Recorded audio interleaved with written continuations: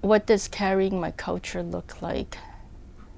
Oh, that's a really interesting question. Just calling out oppression where I see it in my daily life. My name is May Chiu. I was born in Hong Kong when it was still a British colony, and I grew up in Trois-Rivières, and now I've been living in Montreal for the past 35 years.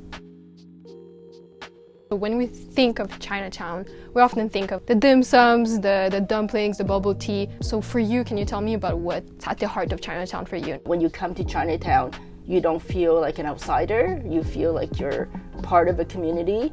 And what I love is everybody in Chinatown looks kind of like me. You know, I'm not the odd person out anymore.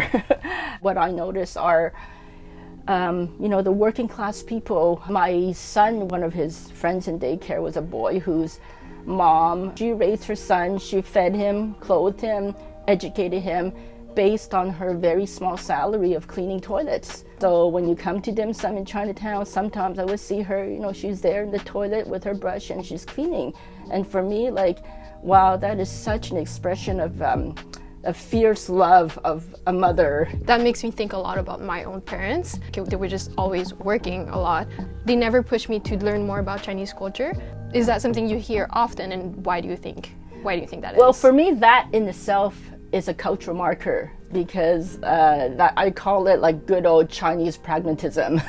We're very, again, maybe I'm stereotyping our own culture, but a lot of Chinese people are extremely pragmatic. Mm-hmm. And when you come here as a first-generation immigrant and you're starting from zero, your model of success is to assimilate. When you're talking about our parents, what our parents did to sacrifice everything for us, we have a responsibility, I think, to take care of each other and to make sure that we're creating a world in solidarity and caring for our children to grow up in. I have kids, and I want them to grow up in a world that is where there is social justice. It's not just that it's important, it's necessary to continue those struggles.